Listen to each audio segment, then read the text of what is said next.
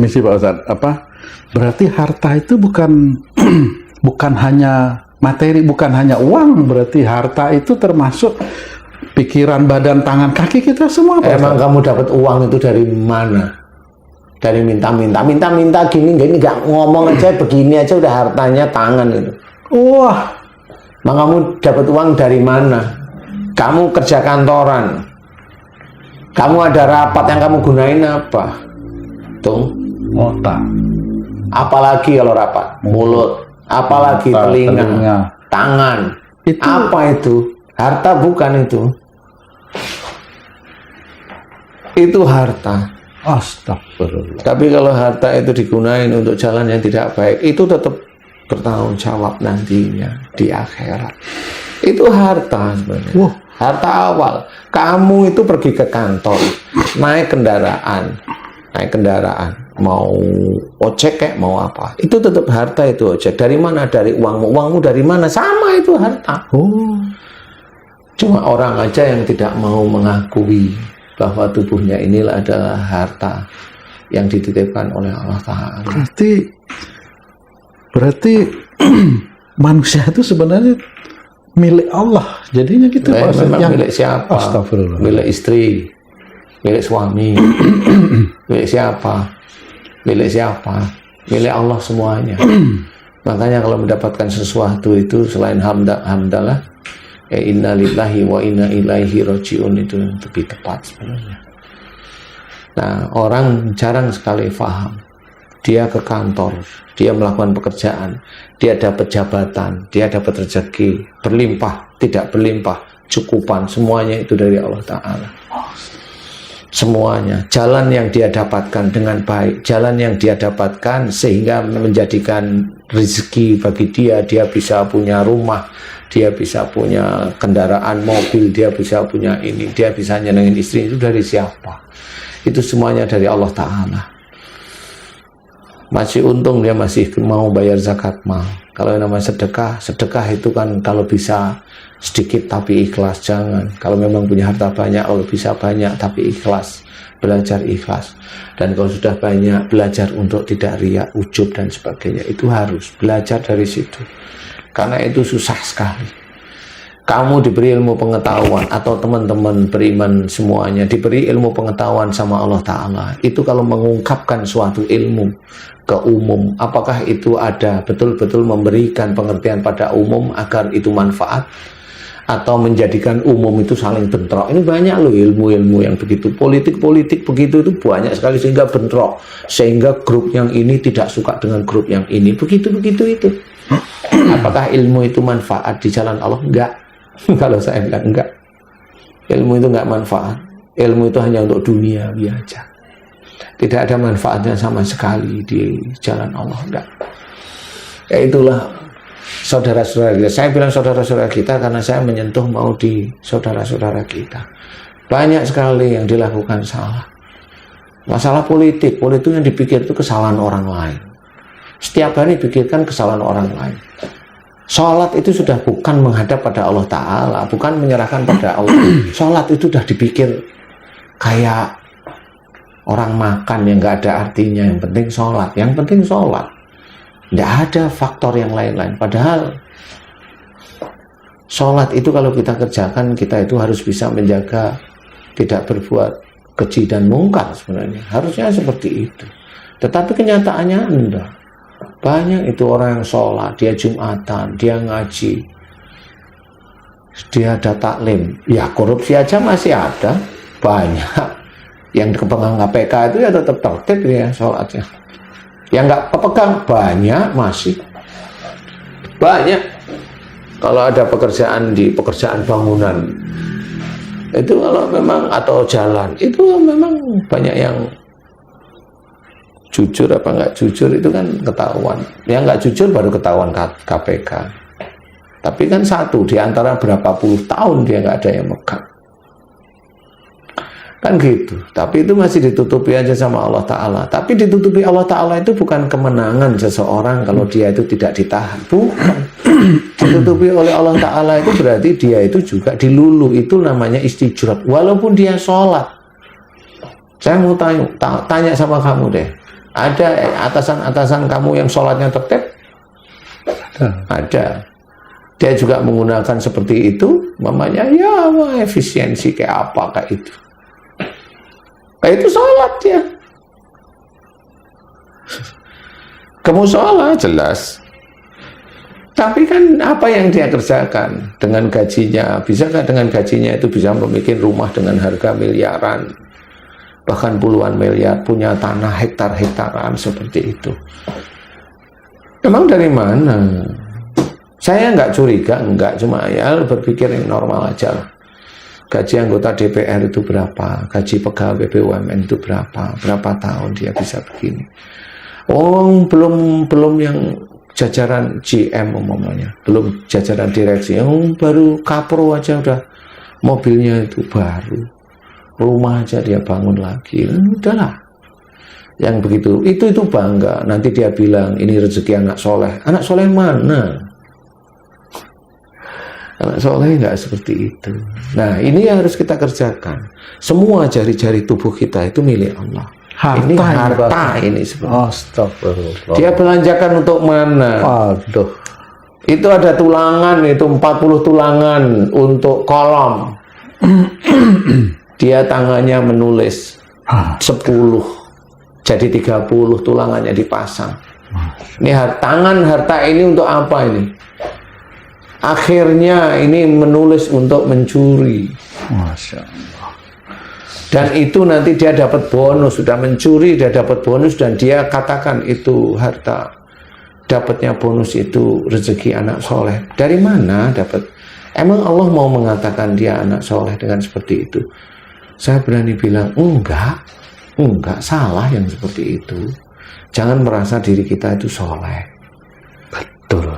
Itu yang tidak bisa. Kalau harta, permisi Pak Ustadz, kalau harta yang berbentuk uang itu dia punya batas, ada nominal ya Pak Ustadz. Ya, ada tapi nominal. kalau tangan ini, Masya Allah, ini itu setiap hari digunain itu. jadi gimana itu Pak Ustadz?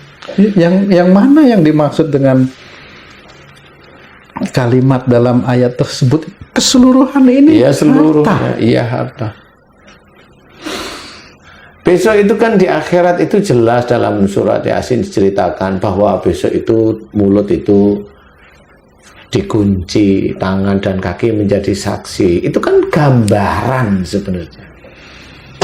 Tangan dan kaki menjadi saksi itu gambaran. Sebenarnya menjadi saksi itu apa? Lah ya semua anggota tubuh manusia itu saksinya. Tanganmu dipergunakan untuk apa? Nah biasanya kalau teman-teman pendakwah itu kan menceritakan tangan itu dipergunakan untuk mencari rezeki halal apa enggak. Lah kan cuma gitu. Matanya itu loh. Kalau ada orang lain punya sesuatu dia tidak punya, padahal sama-sama muslim, dia iri, dia nggak tahu. Kemudian di otaknya pingin menjatuhkan orang itu. Loh itu hartanya. Otak itu harta. Harusnya dia berpikir. Seorang yang paham tentang agama itu harusnya berpikir jauh, bukan hanya mengejar nafsunya. Dia tidak boleh seperti itu. Dia harus letakkan nafsunya itu di titik yang paling rendah. Tidak boleh menjadi nomor satu. Ya kalau benar, kalau salah dia akan menjadikan taklimnya dia, majelisnya dia itu salah semua. Itu memang tidak ditanyain besok di akhirat itu. Orang yang memfitnah melalui YouTube itu memang tidak ditanyain besok dia di akhirat.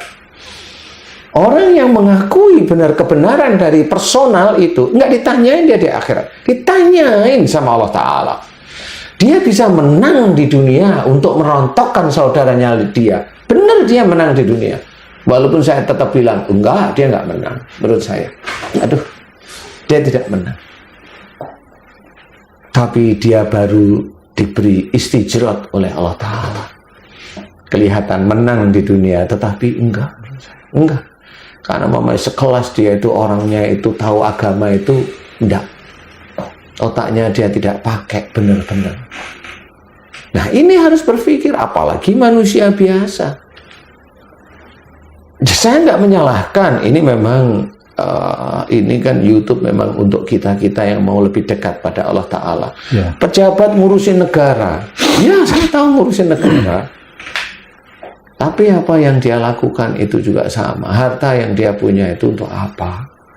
Kalau di situ ada masalah politik, ya dia punya trik untuk menjatuhkan politik atau lawan politiknya ini, sama aja seperti itu.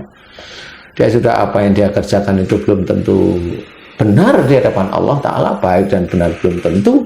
Itu hanya nafsunya dia. Tapi dia menjatuhkan temannya atau menjatuhkan, ya begitu itu yang dikerjakan manusia. Itu yang di jabatannya. Yang lain-lain banyak. Sangat-sangat banyak sekali di dunia. Terus gimana dengan yang seperti itu mau masuk surga bagaimana? Wa anfiqu fisabilillah. Nafkahkan hartamu di jalan Allah. Belanjakan hartamu di jalan Allah. Kita nggak mampu nih. Kalau di YouTube memaki. Di YouTube dia pertama kali salam. Dia menebar salam. Tetapi memaki saudaranya yang lain. Apa itu? Kalau saya mah senyum-senyum nggak apa-apa, saya yang ngingetin aja loh. Kamu itu di awalnya salam kok, kamu belum ada di tengah-tengah aja udah memaki, kemudian mengejek. Sudah apa lagi? Salammu itu betul-betul tulus. Mulut itu hatimu, iman itu betul-betul benar apa? Hanya sekedar biar kelihatan Islam dengan salam itu.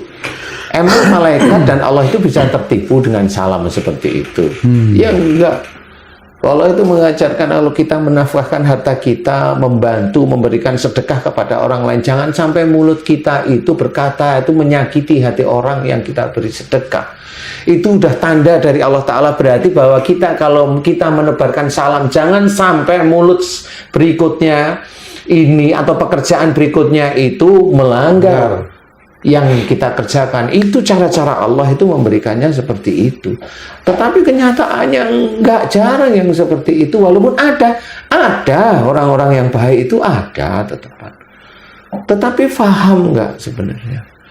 Ada yang memang dakwah, tapi keinginannya itu dibangga-banggain. Ya ada pingin dia itu dakwah, pinginnya ini, tapi untuk mengejar harta duniawi. Ya ada yang dakwah tidak mengejar duniawi, dia mengejar akhirat. Ya ada yang akhirat bagaimana, harus di breakdown semuanya. Akhirat itu gimana? Ayatnya banyak, hadis nabinya juga banyak kok. Baru ayat-ayatnya yang ringan aja udah kelepek-kelepek kan gitu. Dia dakwah atau memfitnah orang kan enggak, emang orang tahu. Kalau memang dia itu majelisnya suka memfitnah orang, ya udah satu grup itu besok kau masuk neraka, nyeng. Yang kamu fitnah itu saudaramu sendiri, di mana saudaramu sendiri itu belum pernah dia tuh punya mulut jelek terhadap kamu, kan gitu. Nah inilah yang tidak pernah difikirkan. Mata ini harta kita. Melihat sesuatu, kemana kita lihat? Kita lihat mamanya saya itu pejabat, melihat itu kira-kira orangnya begini, ini daerah mana, ini udah kita libas. Kalau di daerah ini, wah ini kayaknya saya harus mencari besok dukungan politik daerah sini, oh ini nggak usah dilibas. Itu kan trik otak dia sendiri. Itu kan yang punya trik kan dia, dan dia pergunakan untuk keseharian. Dia silahkan, nggak apa-apa kalau saya. Saya tidak pernah begitu mengurusin negara, tidak pernah ngurusin harta orang lain. Kenapa? Ya karena saya punya tanggung jawab sendiri, kan begitu. Wong saya punya tanggung jawab sendiri, mau ngomong ini harus hati-hati. Gimana caranya ngomong saya itu didengar, kemudian menjadi acuan untuk memperbaiki tauhidnya orang tersebut. Nggak bisa ngomong itu terus menjadi viral dengan omongan yang viral, nggak bisa. Masa saya ngomong, umpamanya saya ngomong tentang poligami, yes, lu ngapain saya dakwah kok ngomong poligami, yes, itu gimana sih? Kalau ayatnya lah, kalau ayatnya memang itu langsung kita bilang sami'na wa ata'na. Ya. Nah, itu jelas kalau ayatnya, tapi kan nggak harus mendukung yang seperti itu, nggak harus kok. Kalau ayatnya itu dari Allah Ta'ala, ya kita harus mau terima. Tapi kalau orang yang begitu, masa kita dukung? Nggak perlu. Orang ngomong begitu tuh nafsunya yang dia omongin. Tapi dia menutup diri atau berlindung pada ayat Quran. Kalau menurut saya begitu. berlindung, karena persoalannya beda-beda. Nah, orang seperti itu, atau apakah kita itu masuk ke ranah seperti itu? Kita pergunakan tangan kita itu ada di jalan Allah apa enggak? Itu udah tahu kok. Sudah tahu, orang itu udah pandai-pandai, kecuali memang dia itu orangnya itu apa, maaf ya, yang otaknya itu down, itu nggak bisa mikir, hanya ngeces, ya nggak bisa mikir. Nah itu barulah itu, ya. Tetapi orang normal aja bisa, kalau dia bisa sekolah, dia bisa ngomong, diajak ngomong, komunikatif itu komunikasi itu masuk, ya pasti bisa kok mikir yang ringan-ringan seperti itu. Untuk apa tanganmu? Kan bersaksi deh, ini bersaksi, bukan hanya untuk mencari rezeki yang haram, enggak, bersaksi semuanya. Enggak cuma mencari rezeki, untuk apa? Kalau dia kerjaannya dia itu di YouTube, untuk apa? Untuk apa ini? Untuk mencet-mencet laptop itu, kemudian motong-motong, kemudian ini, untuk apa ini? Kemudian dari situ dia dapat kerjaan itu hartanya halal apa haram? Dia pasti mikirnya itu halal. Kalau menurut saya, lah kamu itu gimana sih? Kelihatannya yang kamu sitir-sitir itu ya masalah bab agama, tapi kamu bilang harta kamu itu halal. Lucu kalau menurut saya. Kalau kamu menjatuhkan saudara kamu, itu haram sudah, titik. Semuanya, mulut ini juga sama. Mulut ini sama. Mata itu juga sama. Cara berpikir otak ini sama. Makanya kita berbangga diri, berbangga punya ayah, berbangga punya harta, berbangga punya pekerjaan. Berbangga itu tidak boleh. Berbangga kita punya otak, tidak boleh juga. Itu fasik. Fasik itu dikatakan oleh Allah Ta'ala kafir. Membanggakan sesuatu melebihi batas itu sudah dianggap kafir sama Allah Ta'ala. Makanya enggak boleh. Makanya kita harus berpikir, apa yang kita temukan, ya ini sebenarnya atas izin Allah. Jadi kalau atas izin Allah itu rendah kita jadinya. Kita rendah, kita kayak nggak punya kekuatan apa-apa. Itu yang harus kita pikirkan. Semuanya dari mulai pandai di kelas dulu waktu SD dia dapat ranking, SMP dia dapat ranking, SMA ranking, kuliah tanpa tes. Emang dari mana? Kemudian dia jadi orang hebat, ditanyain apa itu namanya, From zero to hero itu apanya itu? Orang-orang yang dari nol jadi pahlawan itu apanya? Pahlawan nggak ada, semuanya itu milik Allah, nggak ada pahlawan-pahlawanan kalau menurut saya. Nggak ada. Nah inilah yang harus kita pikirkan. Kita, saya, kamu, kemudian saudara-saudara beriman yang lain. Ayolah berpikir. Dan orang-orang yang mudah-mudahan yang memang tidak menyukai hal-hal yang baik, mudah-mudahan dengerin, mau mendengarkan. Amin. Apa yang dia lakukan dengan tangannya, dengan bermain laptop, memotong ini, kemudian dia mencari biar viral. Nggak apa-apa, biarin. Itu kan viral di dunia aja, di medsos aja. Emang di hadapan Allah viral? Ya viral dosanya sebenarnya. Itu kan gitu. Gak pernah dia berpikir bahwa apa yang saya kerjakan itu dosa apa enggak ya? Gak pernah dia. Jadi ke situ ya Pak Ustadz? Lah bukan ke situ, memang di situ. Ya memang begitu. Quran itu berjenjang untuk memahami. Harta. Berjenjang untuk memahami. Enggak seperti segampang itu, enggak. Ya memang berjenjang, semuanya berjenjang. Untuk memahami ayat demi ayat itu berjenjang. Enggak ngawur semaunya, nggak bisa. Pada waktu kita itu mau ngomong seseorang, itu yang kita ngomongkan itu dalil yang jelas, bukan asal ngomong umpamanya. Kalau dia asal omong, itu berisiko. Dia itu harus mikir yang diomongkan, dengerin dulu, ditelaah dulu yang diomongkan. Loh, bener ini kayaknya ada dalam Quran, ini ada. Ya sudah, jangan usah komentar yang negatif. Karena dia nggak cocok dengan dia, kemudian dia mencoba untuk menekan pada jamaah, disebarkan pada taklimnya, disebarkan pada kelompoknya. Akhirnya kelompoknya itu juga mengikuti ininya dia. Ya sudah, kelompok itu akan menjadi berpaling pada ayat-ayat Allah. Dia berpaling. Salah satu hal aja, yang paling ringan aja. Ya, wa ma asabakum min musibatin fa bima kasabat aydikum. Apa saja musibah yang kau terima itu disebabkan dari buah tanganmu sendiri. Satu aja dulu. Musibah yang kita terima disebabkan dari buah tangan kita, berarti dari dosa kita. Memang ada orang muslim itu yang mau mengakui itu dari dosa. Saya bisa bercerita, memang ada yang mengakui. Tapi kalau dia dikasih tahu dosanya yang mana, dia nggak mau. Nah, itu kan lucu. Berarti dia hanya mengakui ayat itu sebagai landasan yang sebenarnya tidak dimasukkan ke dalam hati atau imannya dia. Enggak. Pada waktu dia kasih tahu salahmu di sini, nolak dia. Enggak. Nah, kenapa? Karena dia merasa tidak punya dosa. Ya kalau dia nolak, ya hati-hati, itu baru satu ayat.